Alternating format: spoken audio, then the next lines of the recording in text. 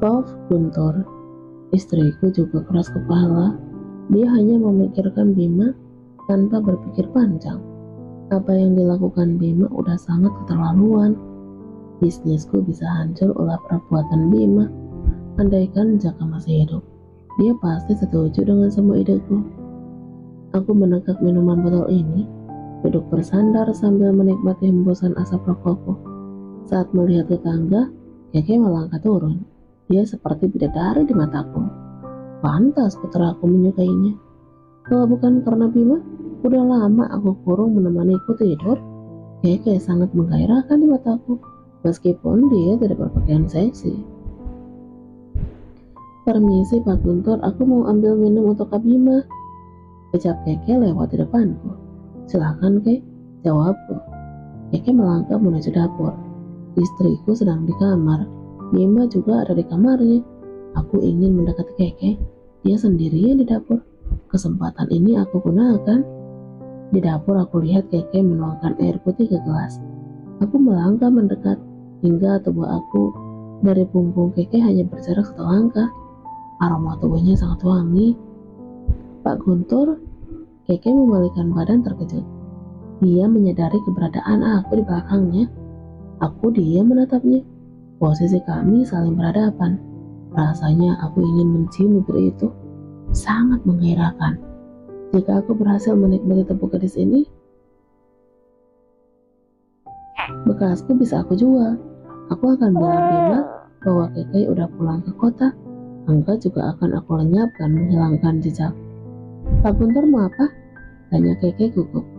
Oke, aku mau kamu. Aku semakin mendekat. Apa Pak?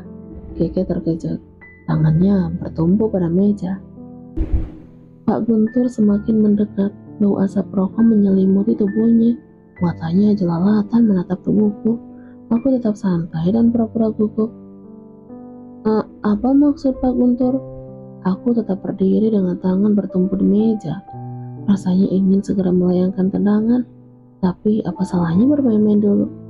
Oke, namaku disebut. Napasnya besar, matanya merah. Ada apa Pak?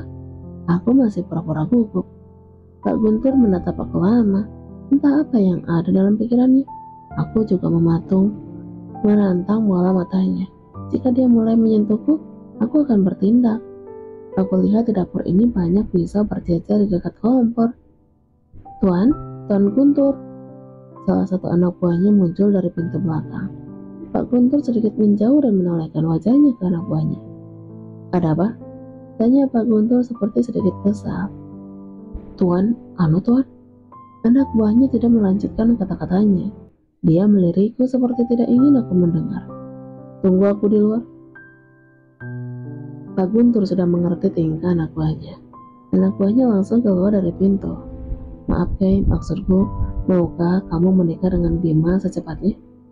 Aku terkejut dengan perkataan Pak Guntur. Kenapa dia tiba-tiba meminta aku menikah dengan putranya? Apa yang direncanakan bajingan ini? Apa Pak? Maukah kamu menikah dengan Bima secepatnya? Silakan pikirkan dulu. Aku tahu kalian ada hubungan spesial kok. Setelah berkata, Pak Guntur melangkah keluar pintu belakang. Rasanya aku tidak percaya dia meminta aku menikah dengan putranya. Sudah jelas tadi dia memandang nafsu kepada aku. Dan tiba-tiba dia berubah pikiran seperti menahan hasrat. Aku mengintip di balik pintu itu, ingin melihat keluar. Aku penasaran, apa yang dibilang anak buahnya hingga aku tidak boleh tahu. Di teras belakang, aku lihat Pak Guntur berbicara dengan anak buahnya tadi. Posisi mereka membelakangi pintu. Tuan, gadis di kamar nomor 2 mati setelah melayani tamu dari kota. Ucap anak buah Pak Guntur. Siap. Kita kehilangan satu gadis lagi. Pak Guntur memukul tiang teras dengan tangan kanannya. Tuan, lelaki itu seperti kelainan. Tubuh gadis itu lebam dan ada bekas disedot rokok. Ayo ikut aku. Aku harus minta ganti rugi besar karena dia membuat gadis aku mati. Ucap Pak Guntur, lalu mereka melangkah menuju gudang. Dasar manusia iblis. Nyawa gadis tidak berharga hanya demi nafsu dan uang. Kasihan sekali gadis itu. Mereka tidak manusiawi mengurung dan menjual gadis-gadis. Jika aku punya kesempatan membalaskan dendam, akan aku bakar rumahnya beserta membebaskan gadis-gadis itu. Aku pasti bisa. Setelah pulang dari rumah Bima, aku terus teringat kata-kata Pak Guntur yang meminta aku menikah dengan Bima secepatnya. Tatapan matanya udah jelas ada niat buruk. Putranya sendiri bisa diperlakukan kasar apalagi orang lain. Mbak, Ningrum melambaikan tangan di depan wajahku. Apa? Tanya aku sedikit terkejut. Kok belum tidur? Kamu kenapa belum tidur juga? Ningrum ikut duduk di kursi rotan tempat aku duduk menikmati kesunyian malam. Mata aku susah dipejamkan karena aku teringat gadis yang mati setelah melayani salah satu pelanggan Pak Guntur. Aku boleh minta satu pisau umum, Mbak? Aku terpana melihat bocah ini. Boleh enggak, Mbak? Wajah Ningrum penuh harap. Untuk apa? Tanya aku. Untuk berjaga-jaga. Aku takut keluarga iblis itu menemukan aku suatu saat nanti. Bocah ini pintar juga. Dia berpikir panjang, tidak sama seperti Lasri. Dia lebih berani meskipun ceroboh. Tapi setelah ceroboh, dia berhasil menyelamatkan diri. Kakinya ringan berlari. Untuk memanjat pun dia lihai. Naik turun di lemari bajuku juga bukan sesuatu yang sulit baginya. Entah kenapa aku jadi penasaran tentang kisah hidupnya tinggal bersama paman dan bibinya. Bisa ambilkan tasku? Oke. Ningrum langsung ke kamar dengan semangat. Tidak lama kemudian Ningrum keluar membawa tasku. Ini, Mbak. Ningrum menyodorkan tasku. Aku menerima tas itu lalu membuka saku sampingnya dan mengeluarkan pisau kecil lengkap dengan sarungnya. Ini, pisau itu kusodorkan ke Ningrum. Terima kasih, Mbak, ucap Ningrum senang. Pisau itu dimasukkan ke saku celananya. Ningrum duduk lagi. Dari raut wajahnya sangat mencurigakan. Dia tidak tidur dan duduk seperti menungguku tidur. Apa yang ada dalam pikirannya? Kamu kenapa belum tidur? Tanya aku. Belum ngantuk, sebaiknya Mbak tidur aja. Nanti aku susul. Bocah ini semakin membuat aku curiga. Dia masih kekeh menunggu aku tidur duluan. Dia juga meminta pisau sebagai senjata. Bubuk cabai sebelumnya juga dimintanya. Aku yakin dia ingin melakukan sesuatu yang tidak ingin aku ketahui. Aku akan tes Ningrum. Aku pura-pura menguap. Aku tidur dulu ya. Aku melangkah ke kamar. Sampai di kamar aku membaringkan tubuhku menghadap pintu agar mudah mengawasi Ningrum. Ternyata firasat aku benar. Ningrum mengintip aku seperti memastikan aku udah tidur. Aku pura-pura memejamkan mata seperti tidur pulas. Menunggu beberapa saat, Ningrum tidak kunjung masuk kamar. Perasaan aku tidak enak. Aku langsung keluar melihat keberadaan Ningrum. Dasar bocah. Umpatku tidak melihat keberadaan Ningrum. Aku langsung memakai sepatu dan ke jaket. Tidak lupa pisau aku selipkan di sepatu. Bubuk cabai juga selalu di dalam saku celana. Aku melangkah ke pintu belakang. Dia pasti lewat sini. Aku lihat pintu belakang tidak terkunci. Gawat. Kemana Ningrum malam-malam gini? Bocah itu tidak takut sendirian di kegelapan. Aku harus cepat-cepat menemukannya. Ingin memberitahu ke Angga, tapi aku takut Ningrum udah jauh. Tanpa berpikir panjang, aku pergi ke semak-semak belakang mencari Ningrum. Itu dia. Gumamku sendiri melihat Ningrum mengendap-endap menuju gudang Pak Guntur. Aku mengikutinya ingin melihat apa yang ingin dilakukannya di sana. Ternyata Ningrum tidak ingin ke gudang Pak Guntur. Arah langkahnya menuju rumah kayu tempat aku membunuh Jaka. Aku terus mengikutinya diam-diam. Sepertinya dia tidak menyadari aku ada di belakangnya. Sampai di depan rumah kayu, Ningrum menghentikan langkahnya. Dia bersembunyi di balik pohon sambil mengawasi dua orang anak buah Pak Guntur berjaga di depan rumah. Aku lihat Ningrum memungut batu, lalu melemparkannya ke semak-semak. Dia mencoba mengalihkan perhatian dua laki-laki yang berjaga. Apakah Ningrum ingin masuk ke rumah itu? Mau apa ini bocah? Ada seseorang di sana, kawan. Salah satu laki-laki menunjuk ke arah semak-semak dekat batu yang dilempar Ningrum. Ayo, kita periksa. Lalu dua laki-laki berjaga itu melangkah menuju semak-semak sambil memegang pisau. Saat mereka menjauh dari teras, Ningrum langsung masuk ke rumah itu. Aku juga ikut masuk hingga Ningrum melihat keberadaanku mengikutinya. Setelah melewati pintu, Ningrum secepatnya bersembunyi di balik kursi. Aku juga bersembunyi tepat di sampingnya. Mbak, Ningrum terkejut melihatku, matanya membulat sambil menelan ludah. Apa yang kamu lakukan di sini? Tanya aku memegang lengannya. Shh. Ningrum meletakkan jari telunjuknya di bibir menyuruhku diam. Jangan keras-keras mbak, nanti mereka dengar, bisik Ningrum. Aku memalingkan penglihatan ke pintu sesaat. Mbak pulang aja, ucap Ningrum.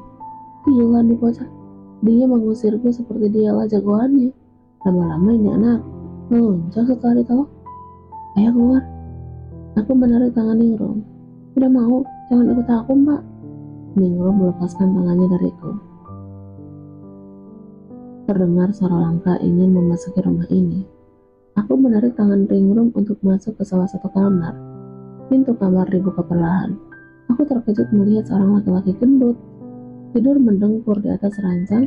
Tanpa berpikir panjang, aku dan Ningrum langsung masuk ke kolong ranjang tersebut. Tapi sebelumnya pintu kamar itu ditutup lagi. Suara langkah itu semakin jelas terdengar. Pintu kamar dibuka. Aku melihat kaki seseorang berdiri di ambang pintu. Sesaat setelah itu pintu kamar ditutup lagi.